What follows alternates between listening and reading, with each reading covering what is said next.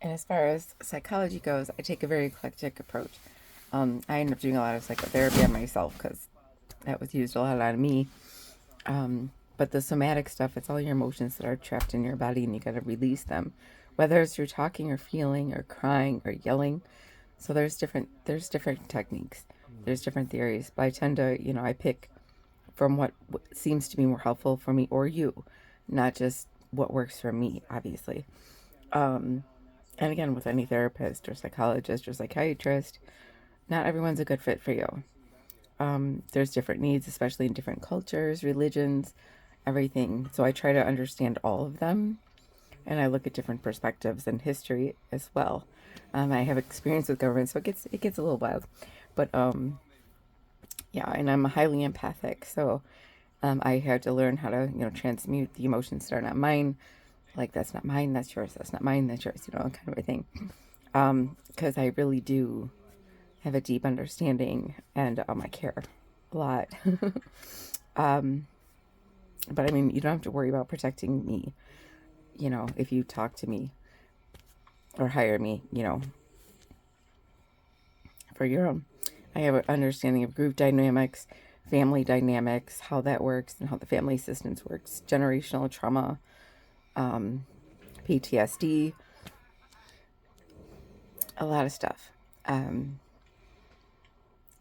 but yeah, I mean, there's good and bad in everything. And sometimes there's psychodrama where you reenact or something and you yell and then you got to calm down. Um, from that, never ever, when you're talking with someone, leave them in a place. Always check in with yourself and with each other, especially with group. If you're in a group, you also need your own therapist, one that's solely just on your side, so they're non-biased, non-judgmental, etc. Um, but yeah, and it's better when the family works together on it, not just the one person constantly going for everybody else. But it happens a lot. It happened in mine. So we live and learn, and I'm always living and learning and growing.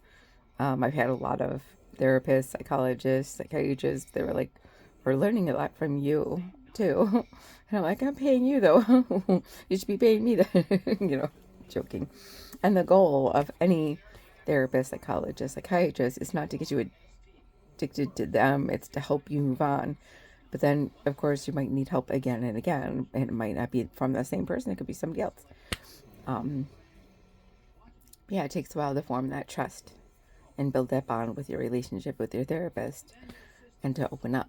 And it's very difficult for a lot of people, which is completely understandable. It's hard. It's really difficult work sometimes, but it doesn't have to be. You can go as slow as fast as you want, when it gets to be overwhelming, just be like, we need a break. And then we'll do some meditation or some other clearing techniques to, bring us back into the now and not to leave somebody dissociated before they leave or drive home or anything like that.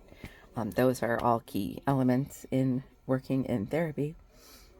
So just a few little tidbits from me and my own personal approach from a lot of different resources, including private life, personal life, um, being in and out for depression, severe depression from, hospitals and stuff. Every healer and every therapist needs their own therapist to work through a lot of stuff and to be able to oh, okay, this is not mine, and we take notes. And there's confidentiality agreements, etc., and all those other things. Um, so yeah, and no matter how dark it gets, just keep reaching for that light, however you can find it.